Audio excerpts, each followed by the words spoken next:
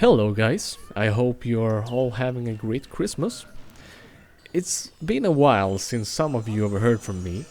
I wanted to make a quick status update to ensure to you that development is going well. Most frequent updates take place on my Discord server, with some developments also being published to the subreddit. However, since it's been about 2 years since the Miners and Machines update was released, and since some of you last heard from me, I feel the need to address the people who are outside of these mediums of communication, like YouTube. Let's have a look, shall we? The last major update was version 0.3 back in August of 2020, the Miners and Machines update. That was just after my graduation, so of course, shortly after, I got a job. The last stable patch was 0.3.5 in January of 2021, at which point I completely switched to working on version 0.4, the new experimental version with creatures and monsters. It got clear pretty quickly that the update required a lot of stuff at once to even have an experimental build. Monsters required combat. Combat meant you needed blasters, and of course electric fences were necessary to not completely overwhelm players. Then you had to be able to place the monsters in levels, which required an merge system, which means I had to implement a visual scripting system, and since creatures were then in the game, that meant the game was feature complete, and wouldn't that mean it should be version 1.0? That means I gotta overhaul the UI to look nice and make it user-friendly, fix the tutorials, and add new levels and support for... In the end, it all came down to, if you're gonna release a feature-complete version, why not fix all the game's problems right away and do a proper, full release where everything just works. To reiterate, this is what's been going on.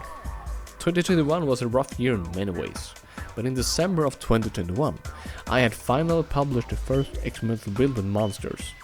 It was buggy and bare bones, but it had monsters, it had combat, it had script blocks which could make you cause monsters to emerge from walls without having to write the code for it. And you also had electric fences which required a new power system, which hopefully can be repurposed for modding later. Over the coming months, I fixed most issues. I added the remaining features such as rock throwing and stopping power paths, and later on, I added slimy slugs and even bats. I gave an experimental use for the Sonic Blaster, which is to stun creatures. I implemented the alert panel, which only keeps track of the alerts that are relevant. So if you collect a crystal, that alert is gone. I also implemented the radar panel, which took 2 months on its own, but it's so goddamn pretty. And it's very handy. You can turn some of the features on and off, and you should be able to do just a little bit more than you did last time. You can also zoom it a lot. So that was the stuff intended for 0.4. But development is going pretty well beyond that. It's going through a bit of a facelift right now to fix some fundamental issues before 1.0. The plan used to be that I could try to wrap up version 1.0 around Christmas of this year. However, that is a deadline I could no longer work with without stressing myself to death. I decided after discussion with others that it's best to push out a complete, good 1.0 update rather than a rushed, incomplete update like the previous stable versions and then stressing to fix all the issues. Therefore, it will take a while longer, so please stay patient. You can of course still play this experimental version. The latest is just up there on the game page for anyone to download. But the levels are still the classic flawed levels of the original game. 1.0 is intended to have improved levels that will feel fresh to anyone.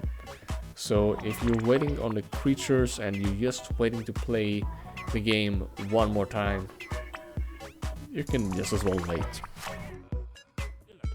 I've also been doing some other stuff, like archiving and sorting through development material for LEGO stuff.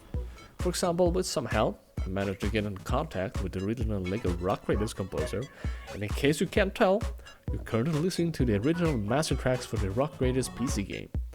The game infamously shipped with heavily compressed music tracks, so this is an absolute blessing to have. You can listen to these tracks on the composer's Bandcamp and buy the master tracks for local playback. They also have another album that sounds a lot like Rock Raiders music that you might be interested in. As for other things going on, I'm also working on a website for LEGO Nerd information, but that's not ready yet apart from having a Discord server. Currently the Discord server has a lot of development assets from Rockridge's development and other LEGO games too, if you want to check them out. I was on LEGO's official Bits and Bricks podcast talking about my love for Rock Raiders.